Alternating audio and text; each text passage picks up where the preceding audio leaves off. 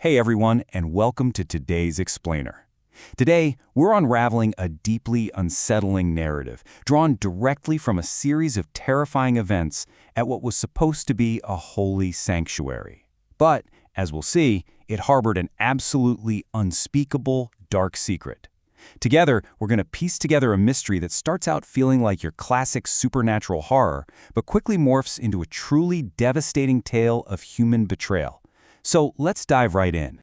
Picture this. You're in a quiet church hostel, a place of peace, right? And you hear this. This was the terrifying realization of a young woman named Ruma. She noticed her new roommate, a 22-year-old nun named Maria, mumbling during prayers. But it wasn't just a normal whisper. It was this bizarre dual voice, sounding simultaneously like a booming man and a wild beast. It was the very first sign that Maria had brought a really dark presence into the hostel. Section 1. The New Silent Nun. Okay, so to set the scene a bit, our location is the Sacred Heart Church, which also functioned as a hostel for young women training to become nuns. The head of this center, Mother Superior Agnes, had just introduced Maria to the others as God's special child. She was meant to serve rather than waste her life on worldly pleasures. But from the moment she arrived, Maria just radiated this unsettling sadness. She wouldn't make eye contact, totally unresponsive. So late one night, Ruma, who is deeply suspicious at this point, sneaks over to Maria's window. And what she saw was just unimaginable. Maria was sitting in a chair, but her body was twisted so violently she literally looked like a rubber doll. Her eyes were surrounded by sunken, deep black pits, and when Maria turned her head, Ruma saw her teeth. They were pitch black, like she had burning coals in her mouth. The sight was so horrifying that Ruma let out a blood-curdling scream and just fainted right on the spot. Well, that scream obviously brought everyone running, including Mother Superior Agnes.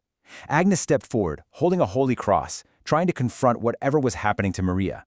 But then, the cross inexplicably slips and drops right out of Agnes's hands. And the moment it hit the floor, Maria's pupils turned completely black. She leaps from her chair like a wild animal and viciously attacks Agnes, literally biting and tearing the flesh right off her arm. The entity was clearly making its violent intentions known. Section 2. A failed cleansing. So, after locking the violently possessed Maria in her room, the church leaders realized, scratch that. They finally accepted they were dealing with a demonic force, not just a medical emergency. They made a desperate attempt to cure her. Father Steve gathered the nuns to pray, and he goes into Maria's room to sprinkle holy water on her. But as soon as the water touched her, Maria shrieked. Wherever that water landed, acid-like burn blisters formed right on her skin. She completely collapsed into a comatose state for 2 full days. When she finally wakes up, she has this ravenous animal-like hunger, eating like she hadn't been fed in years. And then came the real kicker. She began speaking fluently in multiple unknown languages. The local priests realized for sure that they were entirely out of their depth. Section 3. The exorcism begins. By Friday night, they decide to bring in an expert. A specialist named Father Edmund arrives at the church to perform a formal, intense exorcism. The setting here is claustrophobic and just deeply eerie. It's midnight. Maria is tightly bound to a chair. She's completely surrounded by crosses, flickering candles, and pools of holy water. Father Edmund begins reciting the ancient prayers of liberation. And almost immediately, the entity begins displaying chaotic, overwhelming power against Father Edmund. As his prayers grow louder, Maria's voice starts shifting violently. One second, it's the voice of a crying child. The next, a booming, harsh man's voice. Suddenly, every single candle in that room extinguishes at the exact same time, and most terrifyingly, as Maria screams, the actual physical ground begins to crack open between her and the holy cross on the floor. Section 4. The sinister secret revealed. Now, right at the peak of this supernatural chaos, the story takes a massive, shocking turn. Mother Agnes, who was standing nearby, suddenly has her own eyes turn pitch black. The demonic force takes control of Agnes and forces her to blurt out a horrifying, long-buried confession. It turns out Maria never wanted to be a nun. 1 year prior, she had a forbidden romance with a young priest, Father Neil, over at the city church. 4 months into the affair, Maria became pregnant. She flat out refused to hide it, which obviously threatened to Neil's reputation. So on a stormy night, Neil and Mother Agnes conspired with a nurse. They slipped Maria pills to force premature labor. When the baby was born at 2 in the morning, they lied to Maria, telling her the infant was dead. But it wasn't. Neil and Agnes took Maria's living, breathing newborn baby out to the graveyard and buried the infant alive. The profound hypocrisy at the heart of this story is just staggering. Think about it. Father Neil and Mother Agnes presented themselves to the world with a public image that was saintly, holy, and utterly dedicated to God. But their hidden reality? They were entirely self-serving, and ultimately the ruthless murderers of an innocent child. So, what does this all mean? Well, this horrific revelation brings us to the actual catalyst of the possession. You see, Maria wasn't just a random victim of a demonic attack. The guilt and immense grief of losing her child hollowed her out completely. She spent her nights weeping in the graveyard, just calling out for her baby.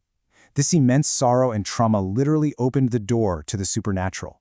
She unwittingly called forth dark spirits, including the vengeful soul of her own murdered infant, who took over her weakened body to exact revenge.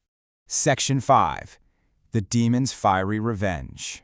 With the dark truth now completely out in the open, the demon demands the presence of the other conspirator. Father Neil is summoned to the exorcism room under the guise of helping with the ritual. As soon as he walks in, Maria looks directly at him and just starts laughing maniacally. Through her broken, twisting voice, the entity delivered this chilling judgment. One sin, one punishment. The climax that followed was incredibly chaotic. Maria yelled for them to stop the prayers, and then she violently twists her own arm completely backward, breaking the bone. Then, the supernatural force grabbed hold of the two murderers. The bodies of Mother Agnes and Father Neil suddenly began to levitate high into the air. Those extinguished candles? They reignited, lifted off, and flew directly into Agnes and Neil, setting their clothes completely ablaze. Suspended high out of reach, both of them burned to death, while the exorcist's holy water just dropped uselessly to the floor.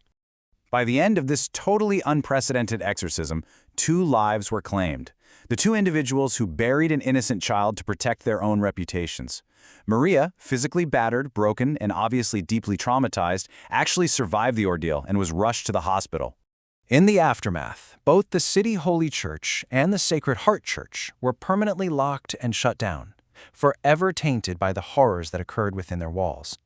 But it leaves us with this final, haunting question. Justice, in a terrifying, fiery form, was served to the guilty. But do the restless spirits of those buried in the dark, especially that of an innocent newborn, finally have peace? Thank you for joining me for this explainer. Until next time, keep questioning and never stop looking for the truth beneath the surface.